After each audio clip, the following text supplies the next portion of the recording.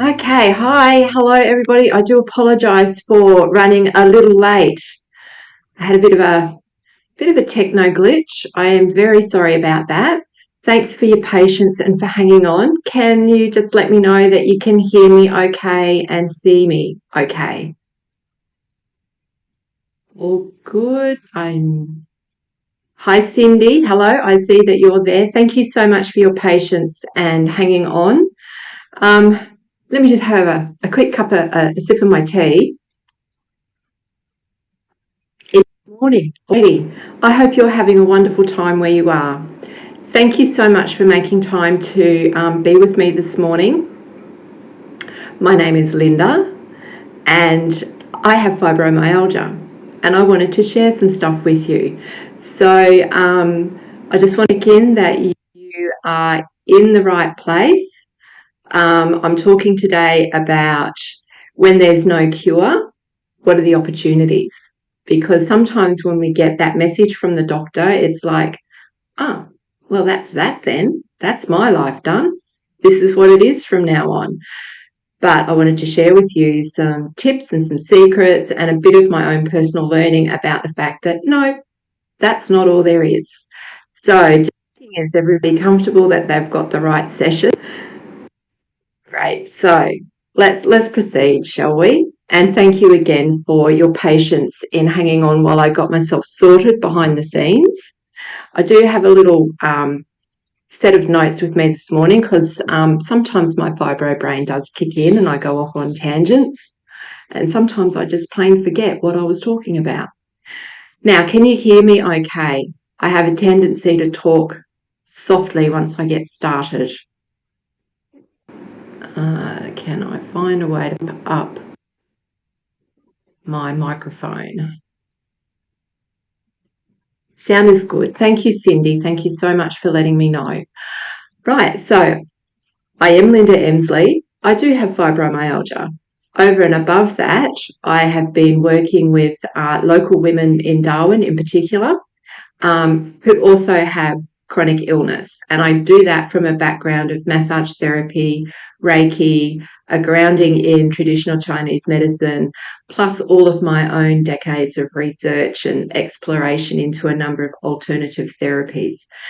So I do bring a bit of experience to share with you. So let's start at the very beginning. I'll try not to make a long story even longer. My dad was in the army. So as a young child, I moved a lot. And I think at being a sensitive child, often having to start at a new school every 12 months or so, kind of set the for me to be a bit vulnerable to a number of inflammatory disorders that appeared later in life. So I started with endometriosis when I was in my teens. This sounds like a terrible resume, doesn't it? Do you want to employ me? Endo in my teens. I had IBS in my early 20s and chronic fatigue syndrome in my early 20s. By the time I got around to having kids, I was able to have kids despite what the doctors told me. The hormone system was really out of whack. I was highly stressed, working a very high-pressured job with 4 young children. So the scene was set for further deterioration in my metabolism, my nervous system, everything. And this is not an unfamiliar tale. I was seeing a very similar story play out when I moved into becoming an alternative therapies practitioner with the women who were coming to me seeking relief from stress, from basically stress, acute levels of stress sustained over a long period of time. And I was beginning to see a similar pattern going on with this sustained stress and then the onset of things, or the compounding of underlying conditions, like somebody may have had IBS and it started flaring up again and then started getting worse, and all of a sudden they're being diagnosed with autoimmune conditions or fibromyalgia or things like that. So it seems that there's this combination of high stress, full-time work, carrying the load for the family. Just, if this is sounding familiar to you, let me know if this is a similar situation you've found yourself in at some point in your life. These seem to be some of the really high risk factors for triggering some form of long-term illness. So getting back to my story, I was in my 20s. It was just a couple of years ago now, in the 80s. And, there wasn't that much known in the 80s about things like chronic fatigue syndrome and fibromyalgia. At that point, the medical opinion was very much, well, it's in your own mind. There's nothing actually wrong with you. Get on with it. So there was a great deal of frustration on my side of things. I wasn't after a series of 6 certificates. I was after, why am I falling asleep at my desk? Why do I go home from work and go to bed? I'm in my early 20s. What's wrong with me? But it was very hard to find a doctor who had the capacity, because let's remember, our GPs are under a lot of pressure to actually hear what it was I was saying, and to have had the insight to do their own research, to go, there's actually something going on here, let's explore it. This was a very new area of illness back in the 80s. So I stopped going to see doctors, and I just decided, I'll just do it my own way. And denial became my self-management tool for many, many years. And good look. It's not a good look. By the time I actually came to the conclusion that perhaps I do have something like fibro, I was seeing a number of clients in my clinic at this point who had been diagnosed with fibromyalgia, and their symptoms, I was looking at what they were telling me, what they were experiencing, and I'm like, oh, golly gosh, that sounds familiar. That sounds just like what I'm dealing with. I might actually go and get this checked out. Hi, Nancy. Welcome. You have fibro, do you? Yeah. Well, let me get through my little background, and hopefully there's some stuff here that can help you change perspective a little bit and change the nature of your relationship with fibromyalgia. We often have to be our own best friend and our own best warrior when it comes to dealing with chronic illness. So, yes, I was seeing similarities between my clients and what I was dealing with, what I was experiencing in my own body. So I decided, okay, I will go and see the doctor. And I had two things that really held me back. One was I'd had previous experience and been told there's nothing wrong with me. And it's very hard,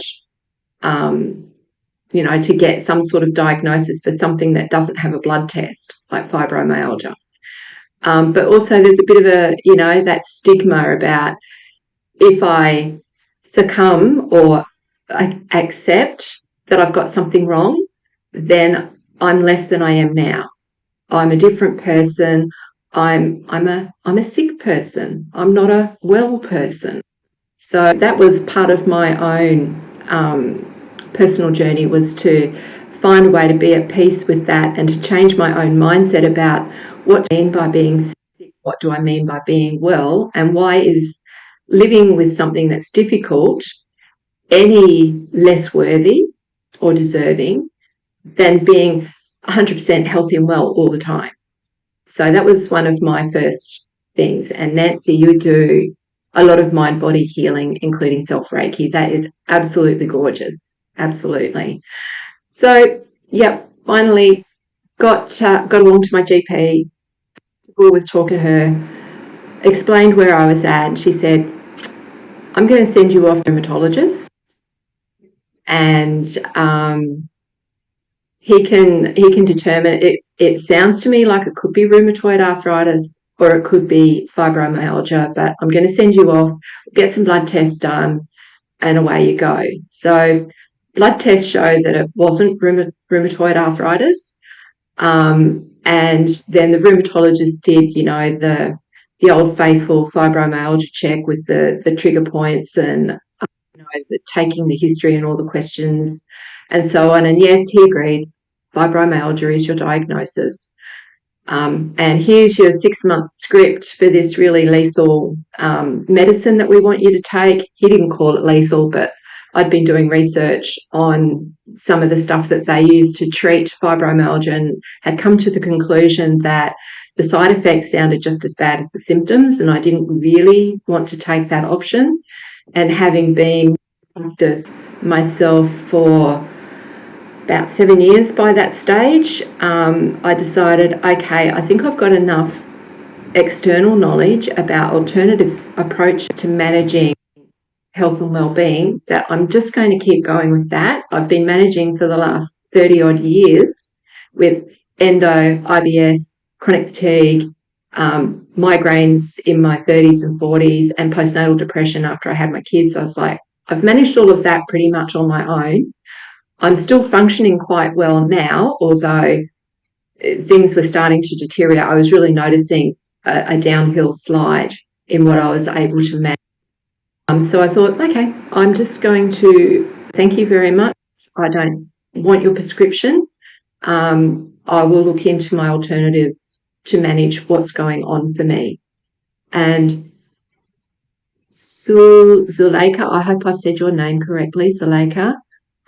You're waiting to see a rheumatologist and you're expecting to receive a fibro diagnosis. Yeah. So I'm here today to share with you that receiving a fibro diagnosis isn't necessarily the end of the world.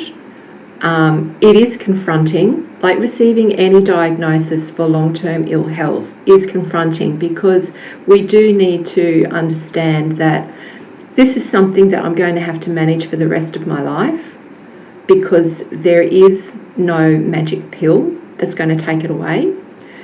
We're living with a condition that's quite unknown. Even the researchers haven't quite pinpointed what's going on with it. It's still something that is diagnosed by rheumatologists, but most recent research is showing that it's actually a nervous system disorder.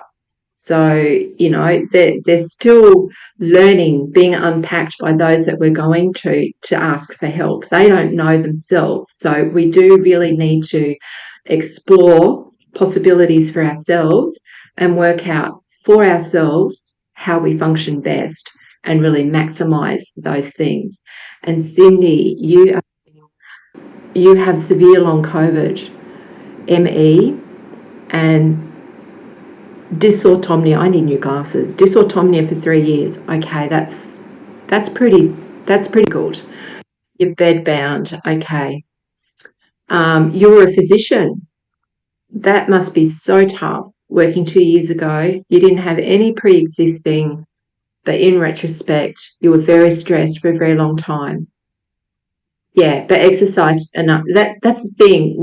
We tend to do enough to like let the little steam off, but not actually empty that stress receptor all the way back down to where the body can go, oh, I've got a place I can actually recover from here. This is a place where I can actually restore some of those functions, you know, do the proper cellular metabolism the way it's meant to happen.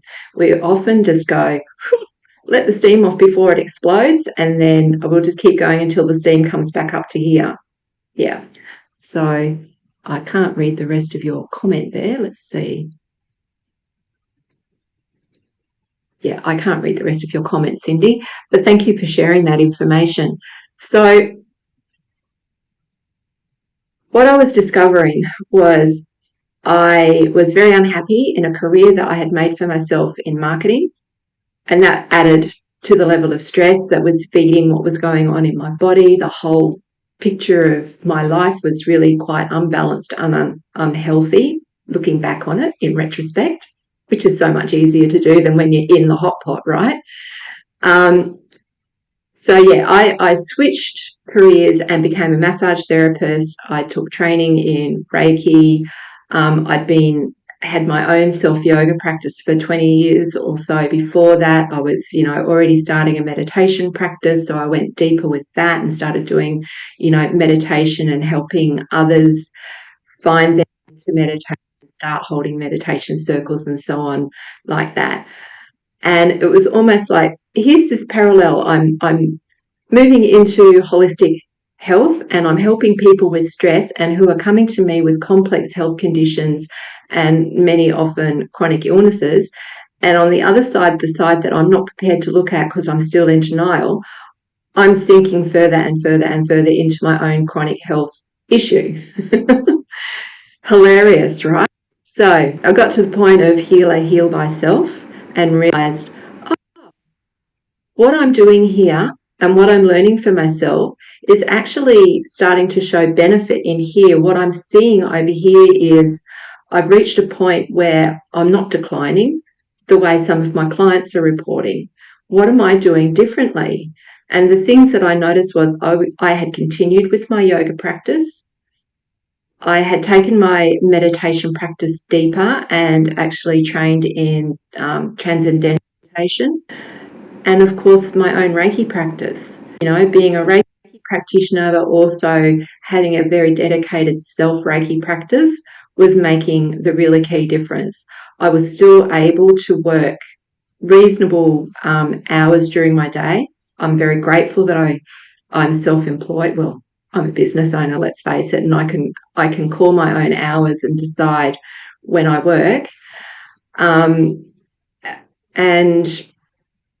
I was just noticing that I was functioning better. So looking into that and noticed that the connection between self-knowledge, the ability to actually start really stripping away the blinkers about how you see yourself and how you see the world, was really what was helping me understand better what was going on for me, and to really notice, okay, when this happens, I notice that for 3 days afterwards, I don't function.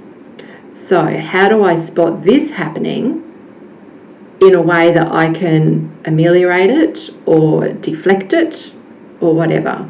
So what I'm sharing here, the bottom line is, coming into your own spiritual pathway is the key way to unlocking potent healing. So when the doctor tells you there's no cure, that's okay. And I just wanted to clear up some assumptions about cure. When we think about cure, what is it that we're searching for? Are we searching for immediate relief from what we're feeling now?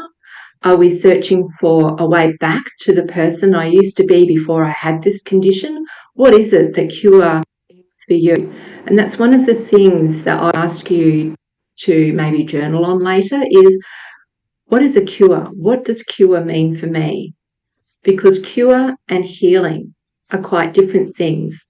The understanding that I came to about cure was it's a bit of a furphy. Even when we have cures for other conditions, really it's just provided the environment for the body to be able to manage and get back to the balance that's needed to cease creating the environment that allowed this illness into the first place. So what we need to do with our healing in long-term conditions like long COVID, fibromyalgia, chronic fatigue, autoimmune conditions, is to understand what's actually going on here. So let me see. Let me just check in with my notes so I don't get too far off tangent. Are there any questions that are coming up for anybody at the moment? Now's a really nice time for a question break. No? If you do have questions, just pop them in and I'll see if I can answer them as we go along. So now, yeah. So for me, it was kind of like an unconscious unfolding. I was very fortunate that there was some wise part of myself that was making me look into alternative things, even when I was in the height of, I call my mad mum era. My mad mum era was when I had 4 young kids. I worked full time in a corporate job, and I was just running all over the place. Like, I don't know if you've heard of Dr. Libby Weaver, but she talks about rushing woman syndrome. And I used to call myself the poster girl for the rushing woman syndrome, because that was me to a T. And Nancy, oh, great. I'm glad that this is resonating with you. Yes.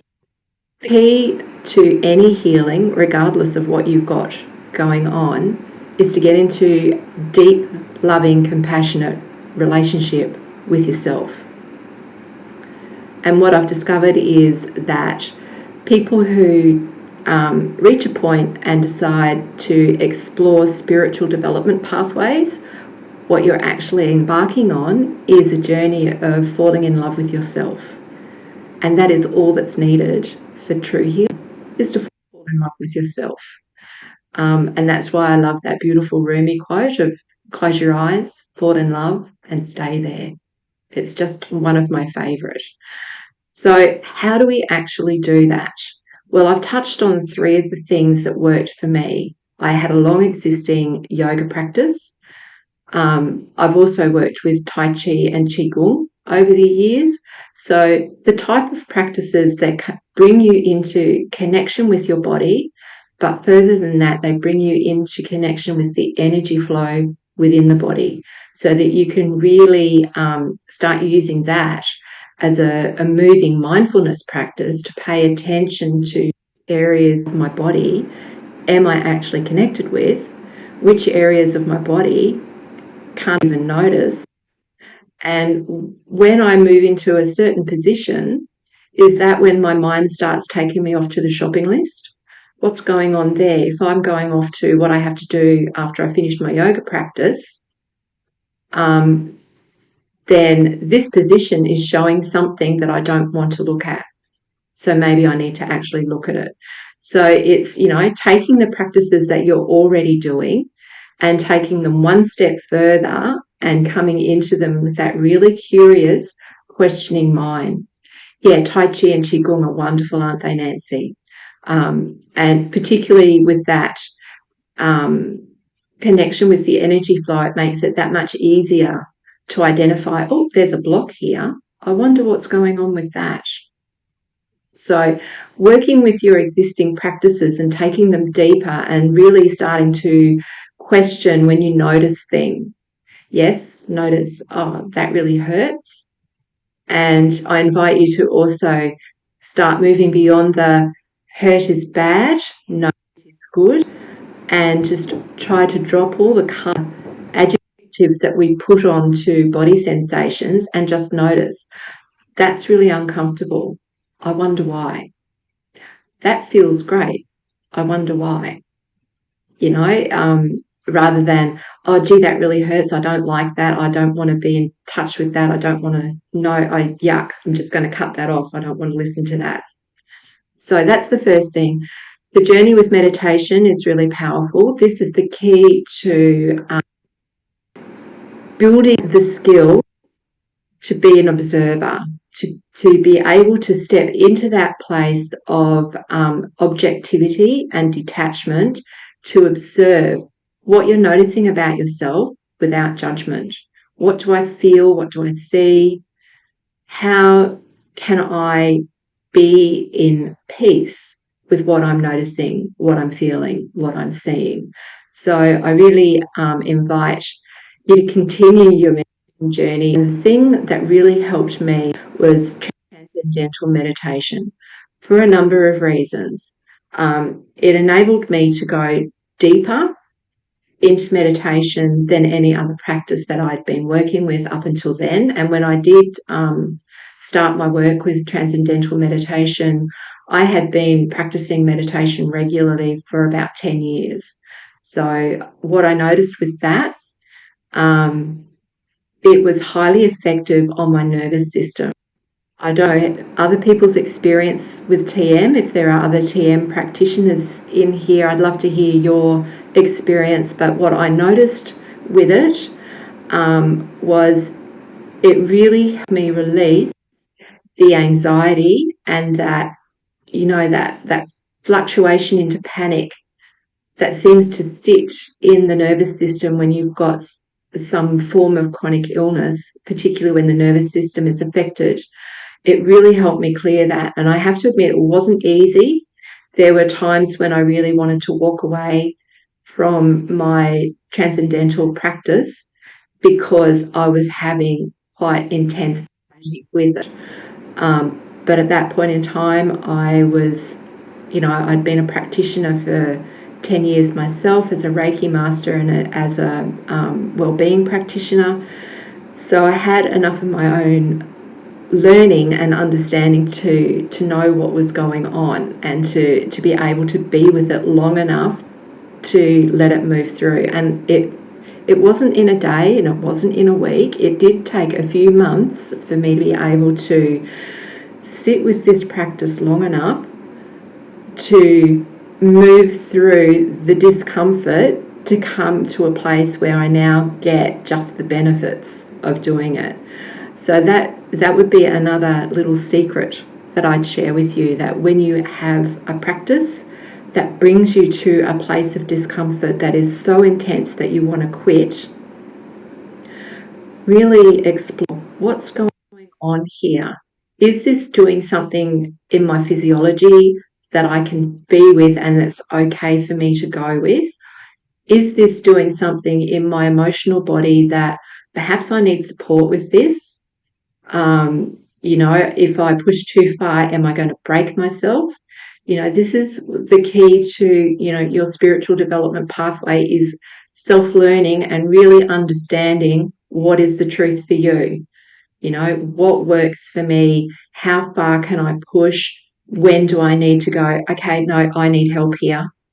I need to go and find someone who has more experience than me, who has specialized in this area, to just help me overcome whatever this little bit is, or to help me see what's actually going on so that I can deal with it. This is where you learn how to heal yourself. It's going through these processes so that then you can start turning that attention even further in and looking at, okay, today, how am I feeling? How am I feeling in my body? How am I feeling in my emotions? What's my mental state like? Okay, what can I do to change how I'm feeling? What is it that I need to do? And one of the keys with fibromyalgia, and I don't know if the other people here have a similar relationship, and maybe it's just because I'm in business for myself, I don't know. But, one of our wonderful sabotage techniques is to bring on an illness so that we don't have to step up and do a thing. For instance, if I had organised a meditation circle for a whole new group of people and it was moving into an area that I wasn't completely 100% across, I would suddenly find myself in the day leading up to it, the joints would be starting to seize up, my neck would seize up, and a migraine would start coming on, and I'd be sick in the stomach. The whole stuff would start coming on, and then I would not be able to get out of bed, and I'm like, oh, I'm just too sick, I can't do this. And it took me a long time to be able to distinguish between, this is actual truth of me, my body, my physiology, my emotional body, my mental body saying, no, you really are not up to this today. You actually need to disconnect and look after yourself. And whether this is ego stepping in going, oh, this is way too sick, you're too sick to do this. So I don't know if you've experienced that. And Cindy, you've popped a question in here. Do you think you have to get really good at regular? No, I don't think so. I think because transcendental meditation is what's the word I'm looking for? It's a discrete, contained meditation practice in and of itself. It was that didn't come to me until I had been doing my own practice for about 10 years. So I'd certainly invite you to explore it, look into what's involved with it. It is a mantra meditation, and I find it very, very helpful. And on those days when I don't have enough rest, or I feel like I've not had enough rest, TM certainly helped me find a place where I could do what I needed to do and then take the rest that my body was crying for. So definitely look into it. I'm not sure where you're based, Cindy, whether you're somewhere in Australia, but there are TM schools all around the place.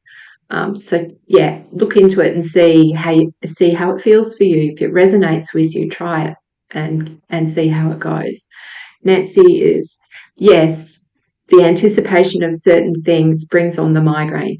Yes. So this is where it's wonderful to start taking that self-exploration deeper. And this is like if you're doing chakra work, this is where we come into connection with the spiritual lessons of the third eye, of being able to see through illusion, releasing illusion. And that includes self-delusion. So particularly when we live with long-term ill health, it's easy to fall into a mindset that says, I can't do things because I might get sick, I might have a flare-up, I can't say yes to certain things because maybe I won't be able to show up because I'll be sick that day, so I just say no to everything. That's a really easy place to fall into, and it's one of the things that makes chronic ill health so isolating, and so lonely, and it can be such hard work. It's one of the things that contributes to the level of depression that goes with. It's not the only thing there, certainly the physiology of what's going on leads to the depression as well. But, being faced with the idea that if I say yes, I might not be able to do it, so I'll just say no because it's easier and then I don't have to explain myself. That's a really tricky mindset to find yourself in and to start bringing yourself out of that. And a part of that is the concerted self-study that spiritual development is. And that is also learning about finding the truth in your observations. So rather than making judgments, that's why I invite you to notice things and then ask questions rather than judge if it's good or bad or right or wrong or yucky or fabulous or whatever.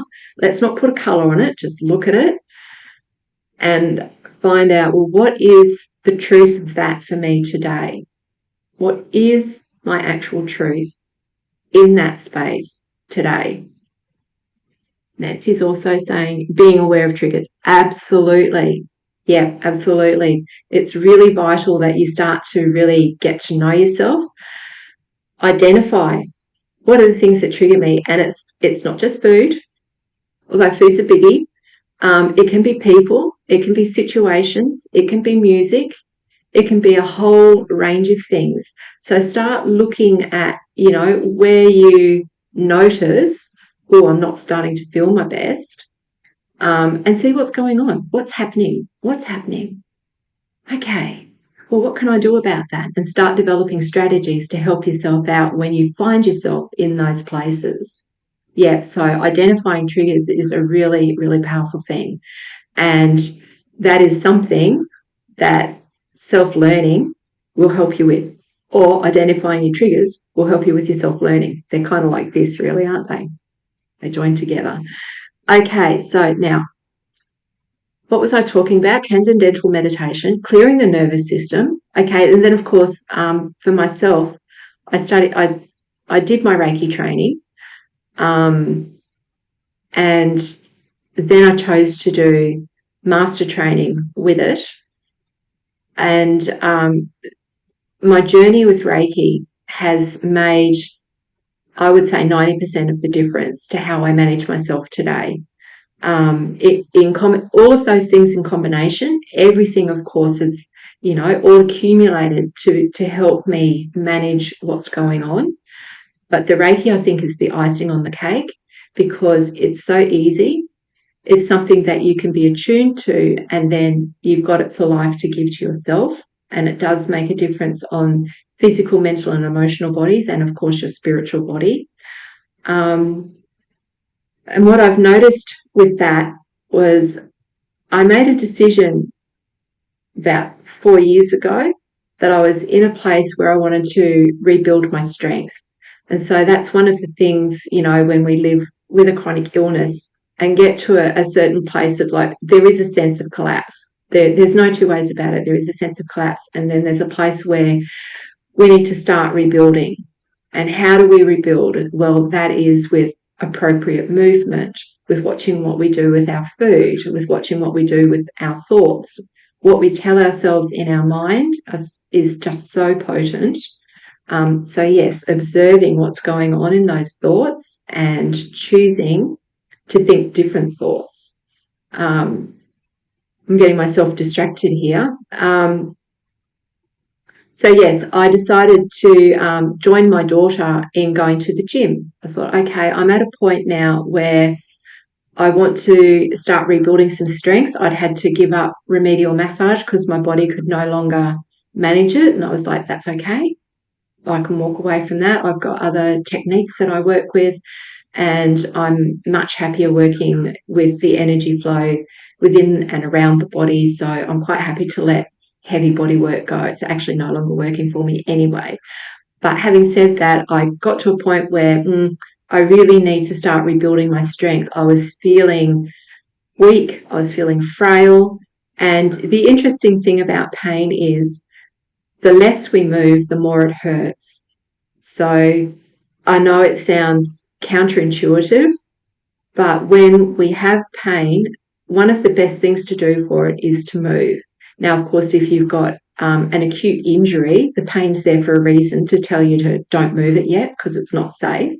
But when it's chronic, long-term, inflammatory-based, muscle tightness, because our nervous systems are always telling us to just be on guard in case something happens, then learning to bring movement back into the body is really important. And that's where things like yin yoga in particular is wonderful for opening the fascial tissue and bringing, I call it inviting expansion back into the body. We really want to open space in the body, but over and above that, we actually need to pay attention to muscle tissue, because the muscle tissue itself has a lot of health benefits for the body. So we do need to do a bit of strength training, and just really light stuff. When I went to the gym, I was very clear with the person who was doing my assessment.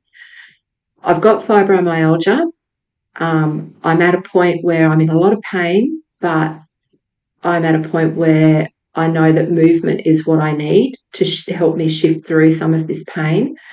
But I also can't do high cardio stuff. So don't give me heaps of cardio.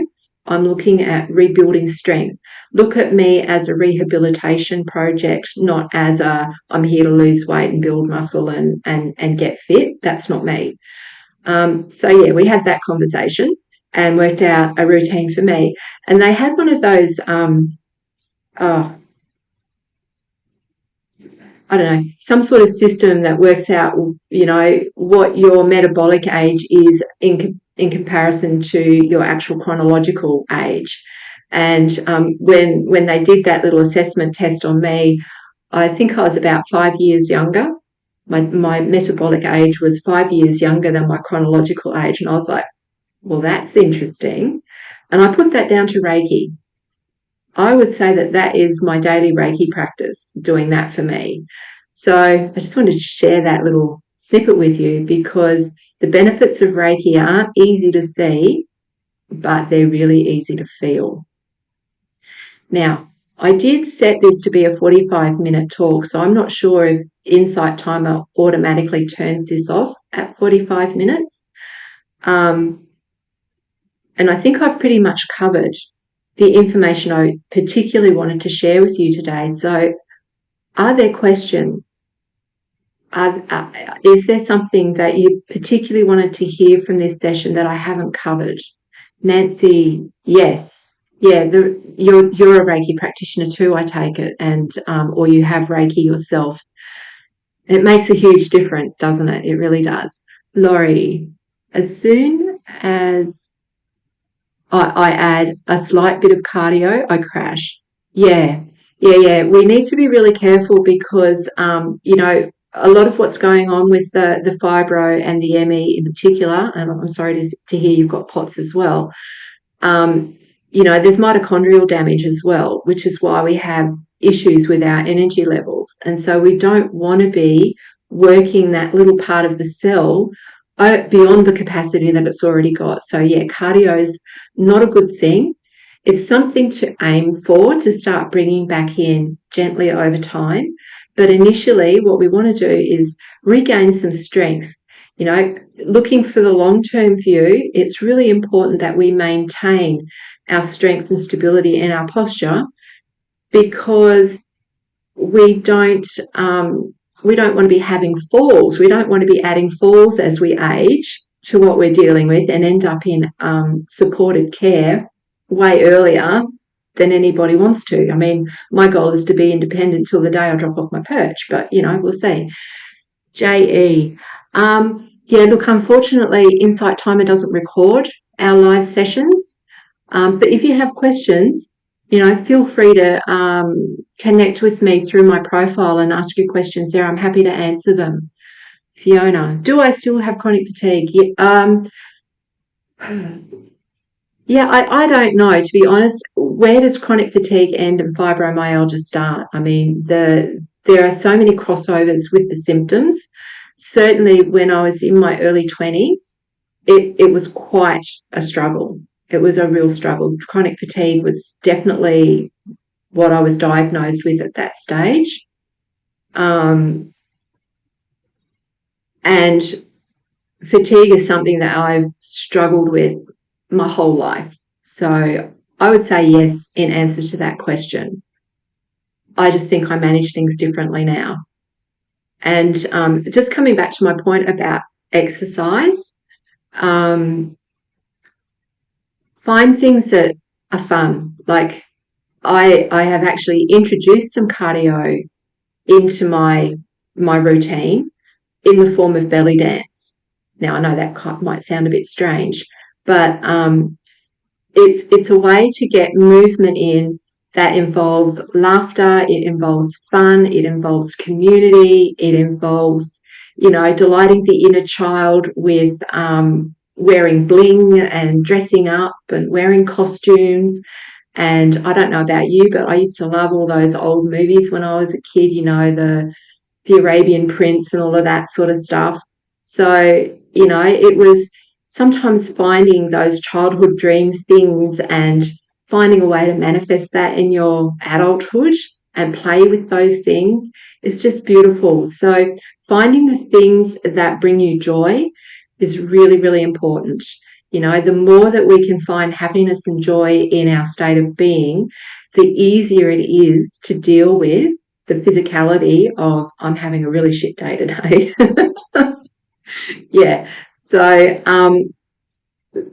what I want to share, the last thing I want to share is all of these things together and a willingness to really be brutally honest with yourself in a compassionate way, right? You need to really let go of judgment and be honest and compassionate and curious. Fibro brain kicked in. I'm so sorry. I can't remember what I was going to say. So the last thing I wanted to leave you with, I think I was coming around to acceptance, right? Finding a place of acceptance. And when I say acceptance, this is not about surrendering, giving up or giving in. Acceptance is a very powerful place to be. And I'll read to you the definition from the Virtues Project. I don't know if you're familiar with the Virtues Project, but they do these beautiful cards. And this is the definition of acceptance that they share. Acceptance is embracing life on its own terms. We are open to what is rather than wishing for something different. We face the truth in all circumstances with honesty and courage. Acceptance helps us to bend without breaking in the winds of, tests, to gather the lessons and step forward with new wisdom and awareness. We affirm others and ourselves for the qualities we do have and avoid judgment and criticism for what we don't have. Accepting myself allows me to give what I have to the world. So I just wanted to leave that idea of acceptance with you, and to thank you. Thank you very much for sharing your time with me today. It's been an absolute pleasure to touch base. And Laurie, we often lose sight of fun. Absolutely. I know. And sometimes it's one of those things that really helped me learn the lesson about, am I really too unwell? Like, if I really try to do something with the way I feel at the moment, is that going to put me in bed for the rest of the week? Or is this something that maybe I'll be pushing a boundary if I actually go through this? And belly dancing was one of the things that helped me really come to terms with that, because I was having so much fun. I would go in spite of how I was feeling. And yeah, I might have been crashed for a day afterwards at the very beginning, but it was only a day. It wasn't the whole week. So, these are things we can start to have fun to explore our boundaries. Okay. Nancy has several teachers who've done dance. One teacher included Reiki with, oh, that would be wonderful, wouldn't it? Can you imagine dancing with Reiki? How fun.